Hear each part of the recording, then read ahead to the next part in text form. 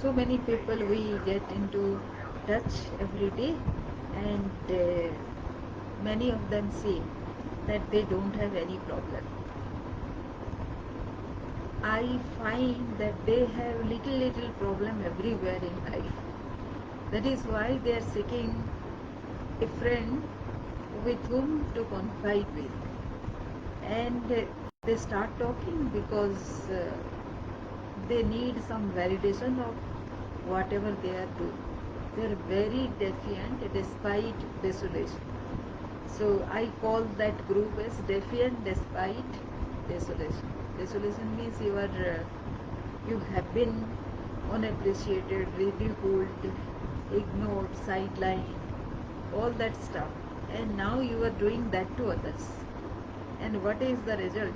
You are further distancing yourself from another group of people at this point of your life. So this implies that you are continuing that similar pattern that had happened to you sometime back in your life. I don't say that those are false things which happened in your life.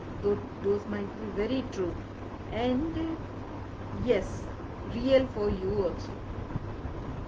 But what you can do is, that was whatever happened with you was not actually under your control. But what you can do is recreate them, redraft them, to find the meaning in your life, why you had to undergo those. Because as we have learned, nothing happens in our life without any good learning for us. Learning or say something benefit happening to us. But the situation is so tough that we kind of blinded by the bad effect of it and can never see the good part of it. And good part of it will be uh, apparent after some time, maybe. So many experts are there who can, within a 15 minutes time, can ask you questions over questions and make you feel that you have been blessed with such incidences. The other day I was speaking to somebody, and she was feeling very depressed, and she felt that she is not doing enough. She has been highly educated, everything, and she has done also. She loves her profession, she loves to help others, but somehow she felt that people don't actually appreciate her effort. So what do you infer from it? Obviously you will sympathize with her, but more than sympathizing, if you can find out the blessing in it for her. Who does that? If you are ignored, who is the person who gets ignored? Who ignores is a person who cannot stand your personality. So what kind of personality people normally cannot stand? It is a overwhelming personality. They cannot stand because they are lot less than that personality. What does that mean? The personality that you are ignoring is a stronger personality. So if she has been ignored for so long in her life, that means people perceive her to be a very strong personality. Now, because she was never appreciated, not frequently appreciated, she thinks that people ignore her.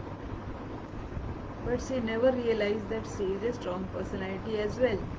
So that was what I tried to tell her. The second thing is, I try to suggest some creative things to. She said all that she does, she has done all that, but still she doesn't find to be significant. Now, what do you logically infer from that? It means she has a lot of potential also, which she hasn't yet discovered. That is why she is feeling unfulfilled, because she, inside of her, feels that she hasn't done enough. So, a lot of potential is still being unutilized. So, she is strong, she is potential. What else does she need to know to get going? It is only on her to decide. I of course suggested some ways to find out her potential and get going with it. The most important thing is to take action. Now if you don't take action, she also told me that she keeps on taking, keeps being busy, because she doesn't want to be with her, and that self of her actually reminds her of being alone. Now if you are busy, then why can't you take action? That is what my question was. Why can't you take immediate action if you want to keep yourself busy? Now you are busy in something which doesn't fulfill you. Can you also recognize that? So I started with this phrase: defiant despite desolation. So you are intentionally keeping yourself desolate. Who is to blame? If you are a person with lot of action, that is why you are busy, then take another action which will unfold, unleash your potential. Why can't you take that decision right now? If you don't have any explanation, it is you to blame, right?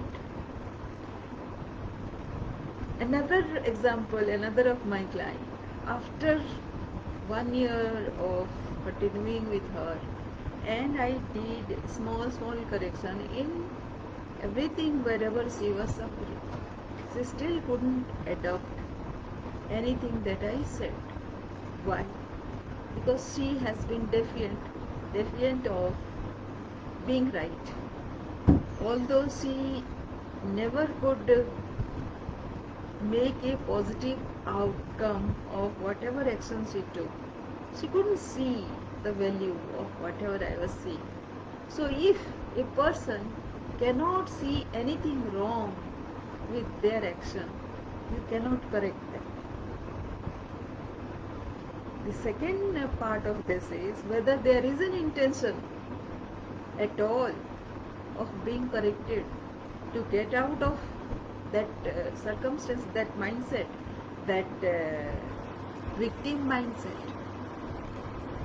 Not many people would like to come out of that victim mindset because it helps them to be sad. And many people, because of practice, because of habit, want to keep sad forever. Who to blame? So, this is a category of people whom you cannot correct, no matter what. But you can empathize. As a mentor, I can only slowly go on adding value and just not listen to their all those blah blah that they are saying. The moment they start telling about their situations, circumstances, that is making them helpless. I just tell them to take an action, just one action. If that is not taken, no use telling me all those. What do you see? Can you find the meaning, the value in whatever I am saying? Have you come across such a person who keeps on crying about her or his circumstances and never take an action? God forbid, don't make yourself to be one of those. Thank you for watching, and I would wait for your comments also. Thank you.